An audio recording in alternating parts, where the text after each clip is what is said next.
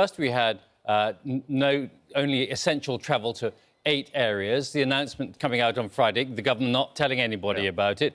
Therese Coffey, the Secretary of State on the programme yesterday, having a lot of difficulty answering questions about it. Should we have a quick listen to what she had to say? Let's do that. What is the official advice about half-term? Are they not allowed to travel to see family and friends elsewhere in England? Are they not allowed to travel abroad? I think the government is encouraging people who are living in identified communities at high risk about whether any travel that could spread the virus is really for them to consider carefully about whether that travel is necessary. So back to this family in Bolton who's booked a trip to Portugal for half-term. What are you saying? That I should travel because I consider it common sense and much needed, or that I should stay at home? I'm not going to give individual travel guidance on hypothetical situations to people in different parts of the country. Travel guidance. The guidance is very clear, Susanna, that people need to consider whether it really is essential. The guidance was very clear, and now they've withdrawn it. Yeah, well, they come up with another version, haven't they? But it's a complete mess, total confusion, because the message and the clarity is what is important. And she couldn't answer that. Downing Street couldn't answer that yesterday. So what do people do? The government is trying to switch onto personal responsibility. It's all about you now, obeying the rules. Well, what are the rules? What am I supposed to do? And again, this might have been forgivable at the beginning of the pandemic last year, but it is totally unforgivable now at this point. And there are local lockdowns. They're light lockdowns, but they're local lockdowns. But the government is frightened of describing it as that. I think it's just got to be honest and straight, and it's not been that at all. Well, talking about clarifying, the Vaccines Minister, Nadhim Zahawi, said people should use their common sense. Well, either people follow their common sense or they follow the rules. I mean, sometimes they're not the same thing. What we're asking is those people in affected areas to be cautious, to be careful. So on visiting family, meet outdoors rather than inside where possible. Meet 2 metres apart from people you don't live with unless you formed a support bubble. Yes, people can visit family in half-term if they follow social distancing. And then he added, avoid travelling in and out of the affected areas, as the Prime Minister said on the 14th, unless it is essential. For example, for work purposes. Kevin is right here, that the messaging is so important. And if you have effectively a local lockdown or there's a breakout locally, the key thing is to get all of the messages to the directors of public health, the local council leaders, the local MPs. None of them were informed about this. That's the mistake. Now, this is not rocket science. This is what government communications people are paid lots of money to do.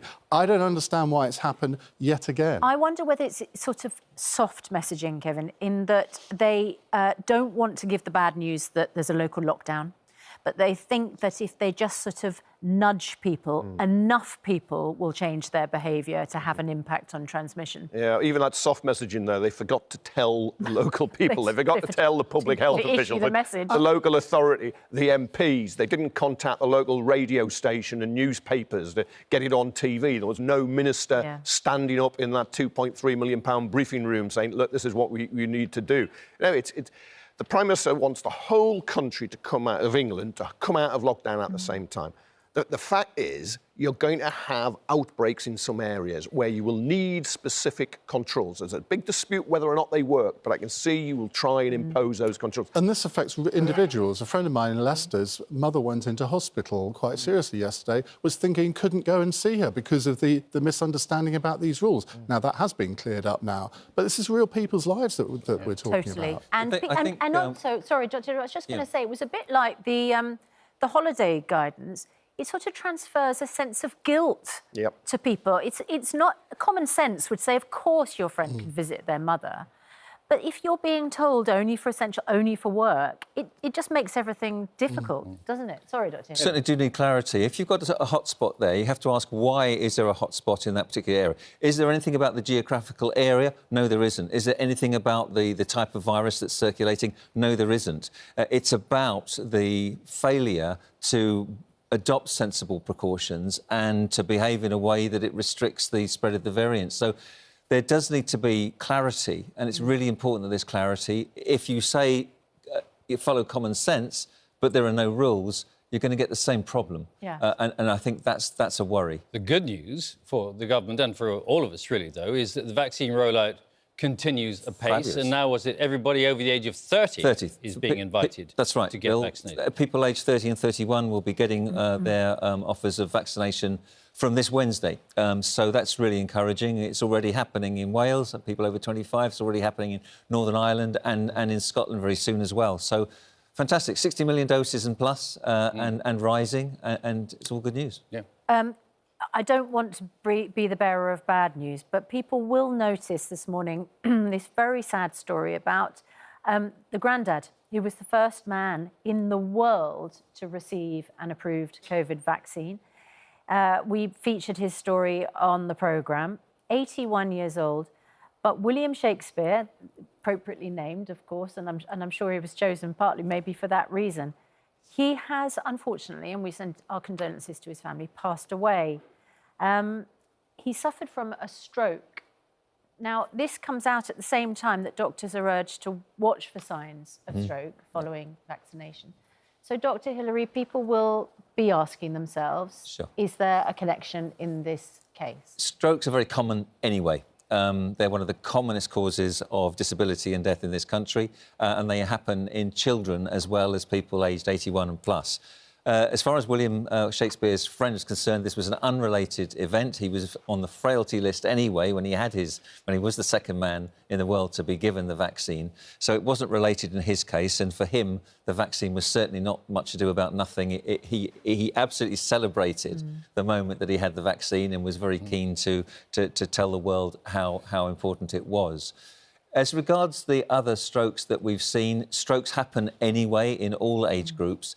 And the risk of a thrombotic episode after vaccine is thought to be somewhere in the region of 1 in 100,000. And it's much more common in people who get COVID-19 infection itself. So it still means vaccination is extremely important and One other relatively very safe. sort of health-related item of concern, the sad news again, is that Nadia Whittome, the youngest MP, at the age of 24, Labour MP for Nottingham East, is having to take time off because of PTSD and all the stress that she's been suffering from being a member of the House of Commons. I know, post-traumatic stress disorder.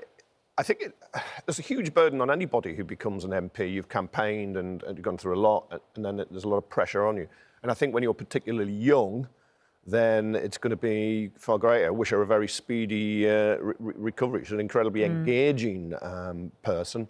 And I think she's taken this decision, said it was very hard because being an MP is the honour of her life, serving her constituents in Nottingham. But you just think it's, look, good on you, speaking out, publicly recognising there is a problem, and you'll encourage she hasn't others. hidden it away. Yes, absolutely. Yeah, she will encourage others. Yeah. People are much more open, Ian, aren't they, about the stresses and strains and the actual physical toll. It feels like a kind of physical thing now, mental health. I mean, I was chairing a seminar yesterday on the whole levelling up agenda, and it was supposed to be all around health. And the majority of the time we talked about mental health, which we wouldn't have done 10 years ago, would we? And you have all sorts of well-known people, whether it's politicians, celebrities, sports stars, coming out and saying, yeah, I suffer from this too. You may think I'm a really successful person, but I have this issue just like a lot of you do too. Ian, lovely to see you And you. today. And Kevin, as always, thanks very much indeed. Dr. Hilary, thanks very much.